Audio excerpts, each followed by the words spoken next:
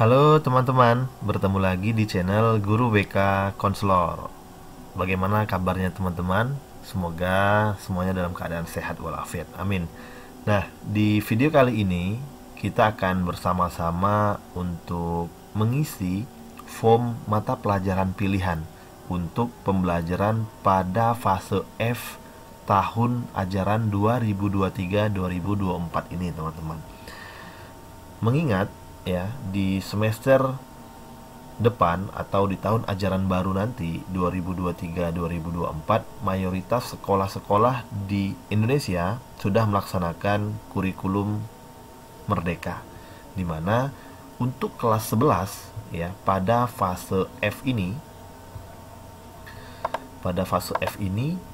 ya, mereka sudah memilih jurusan pembelajaran untuk disesuaikan dengan cita-cita ataupun profesi yang akan mereka pilih ketika sudah tamat dari sekolah menengah atas ya, atau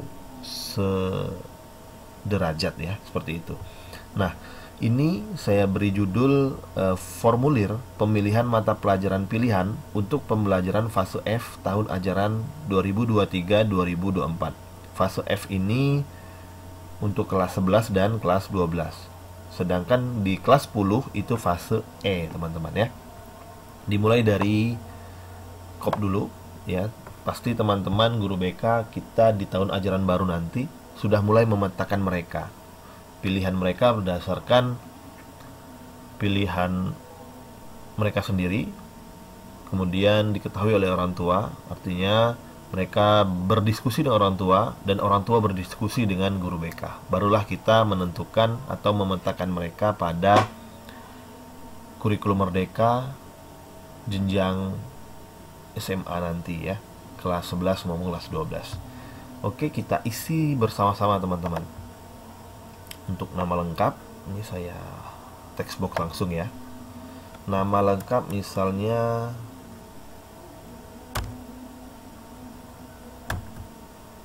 Kaila misalnya ya, jenis kelamin perempuan, kelas saat ini kelas 10 4 misalnya ya, karena mereka akan naik ke kelas 11 ya. Artinya di akhir semester itu sudah bisa kita gunakan ini, ataupun di awal ajaran ya, di awal tahun ajaran. Namun pelaksanaannya di tahun ajaran, untuk kelasnya kita mengetahui dulu kelas berapa dia ketika kelas 10 kemarin. Kemudian di sini ada pertanyaan, apa profesi yang kamu cita-citakan dan mengapa kamu memilih profesi tersebut? Kamu bisa menuliskan lebih dari satu. Ya, misal peserta didik kita menuliskan dokter misalnya ya, dokter. Dan mengapa kamu memilih profesi tersebut? Karena saya memiliki kemampuan yang baik di bidang kesehatan, dan saya pun sudah dari kecil ingin menjadi seorang dokter. Oke, misal jawaban anak itu seperti itu. Kemudian opsi kedua ya, opsi kedua anak-anak kita mengisi jurusan yang berbeda.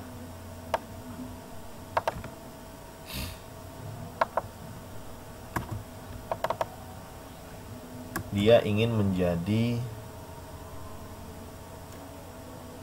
agak itu ya, kalau bidan masih satu jurusan lah, satu rumpun ya dengan dokter kesehatan.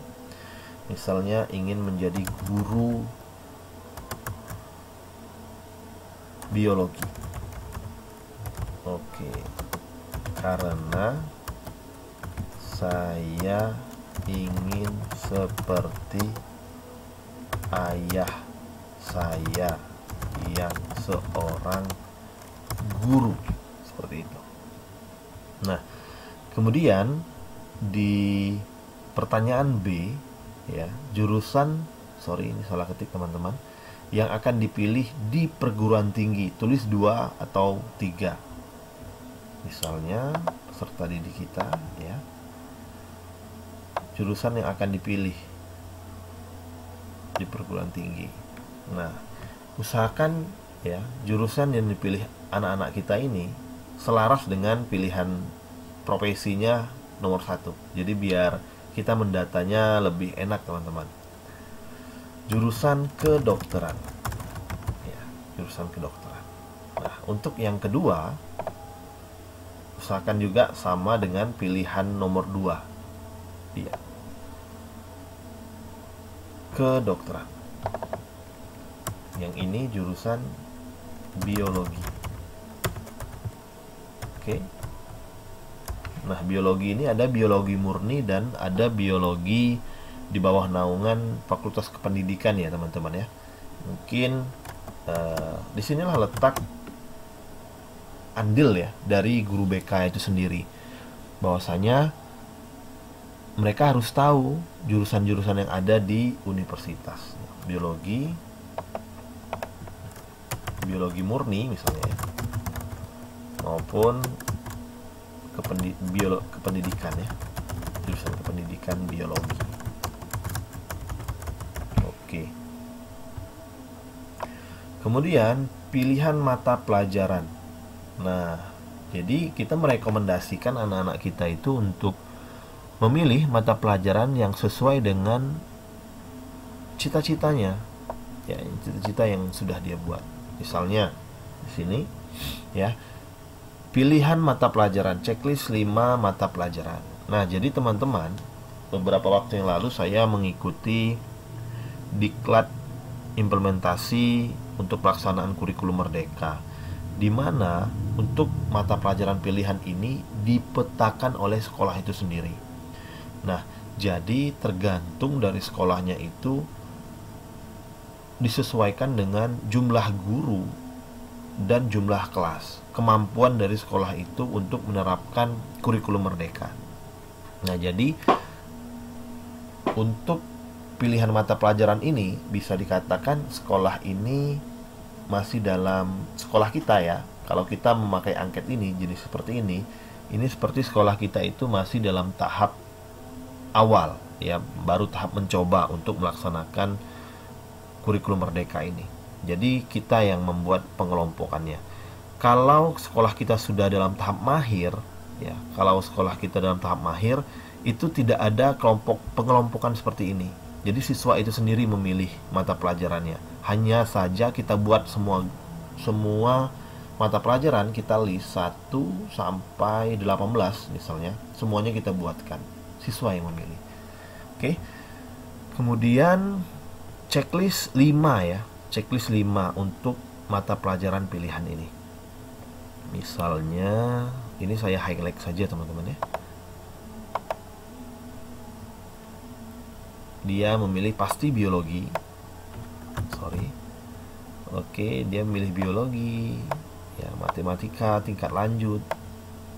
Kemudian dia memilih ekonomi misalnya. Ekonomi, sosiologi, dan misalnya ada satu dia memilih di DK desain komunikasi grafis. Nah, di sini letak fungsi guru BK teman-teman. Fungsi kita dalam membantu siswa memilih mata pelajaran pilihan. Kalau kita lihat ya, matematika oke, memang dia butuh ya. Biologi juga butuh, ekonomi mungkin saya rasa masih 50-50, sosiologi pun begitu, kemudian desain komunikasi grafis pun begitu. Nah, kira-kira match atau tidak dengan mata pelajaran, dengan juru. Oke, kalau kita lihat ya dari pilihan siswa kita ini ya, dia memilih untuk menjadi, dia bercita-cita untuk menjadi seorang dokter dan guru biologi. begitu juga dengan jurusannya. Ini linear teman-teman ya, antara profesi dan jurusan kuliah yang ingin dia geluti seperti itu. Nah, ketika dia memilih pilihan mata pelajaran, tentu ada beberapa pilihannya yang tidak match di sini. Ya, seperti oke lah, mungkin seperti ekonomi, sosiologi, dan desain komunikasi grafis. Saya ingin mengatakan ini bukan tidak penting bagi seorang dokter, ya, bukan tidak penting. Tapi ada mata pelajaran lain yang harus diprioritaskan oleh peserta didik kita. Nah, disitulah kita berkomunikasi, terjadi konsultasi antara siswa dengan guru BK maupun orang tua siswa. Jadi yang pertama yang kita lakukan, kita bertanya dulu kepada siswa kita, mengapa dia memilih ekonomi, sosiologi, dan desain komunikasi grafis ini. Kita ingin melihat mengapa dia memilih ya.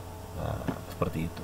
Apabila dia memilih karena enggak Pak, saya hanya ingin memenuhi checklist saja ya, karena Bapak nyuruh 5 mapel seperti itu.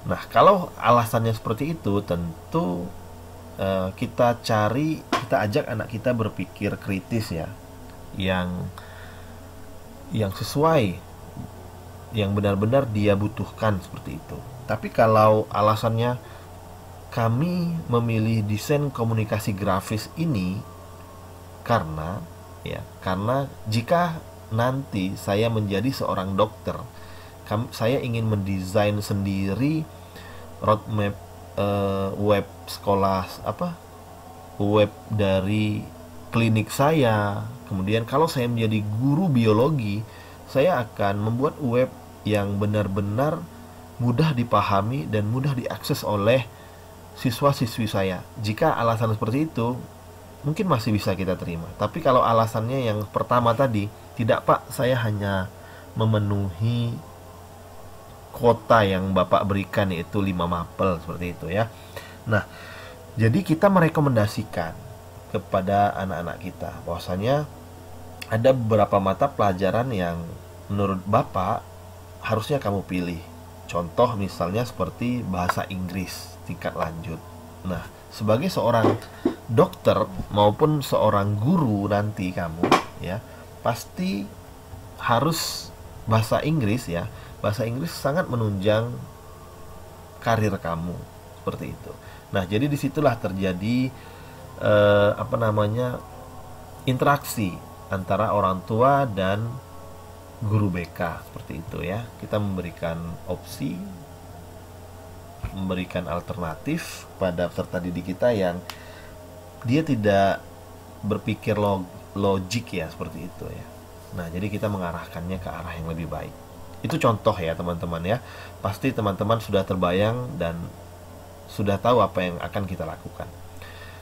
Nah, setelah mereka pilih, tentu akan kita undang orang tua siswa-siswi kita ke sekolah untuk berkomunikasi secara langsung mengenai pilihan anaknya ini. Nah, setelah berkonsultasi pasti akan ditandatangani oleh orang tuanya ya, ditandatangani rekomendasi guru BK dan peserta didik. Kemudian ditandatangani oleh kepala sekolah. Nah, jadi teman-teman, itulah tahapan ataupun pekerjaan yang akan kita lakukan di semester depan ini teman-teman ya. Sekarang di bulan 6, artinya di bulan 7, bulan 8 2023 ini kita sudah mulai membantu peserta didik kita memilih jurusan ya, memilih mata pelajaran pilihan yang sesuai dengan profesi yang ia cita-citakan maupun universitas. Nah, maka dari itu kita sebagai guru BK pun harus menambah wawasan, menambah informasi sebanyak mungkin mengenai pelaksanaan kurikulum merdeka ini. Kita dengan dengan waka akademik itu selalu berdampingan teman-teman ya, agar ketika akademik mengeluarkan kebijakan untuk pemilihan mata pelajaran ini, kemudian pilihan mata pelajarannya guru BK dilibatkan, sehingga terjadilah komunikasi yang baik Kemudian terjadilah kolaborasi yang baik dalam membantu siswa-siswi kita mendapatkan perguruan tinggi yang dia butuhkan ya, maupun cita-cita yang ia cita-citakan. Baiklah teman-teman guru BK, semoga bermanfaat ya apa yang saya sampaikan ini. Mohon maaf apabila terjadi salah kata, salah ucap ya, karena saya pun masih belajar. Semoga video ini menginspirasi, menjadi rekomendasi bagi teman-teman untuk melaksanakan kurikulum merdeka. Seperti biasa, teman-teman bisa mendownload file ini untuk dijadikan acuan dalam melaksanakan pemilihan mata pelajaran pada fase F nanti ya, di semester yang akan datang.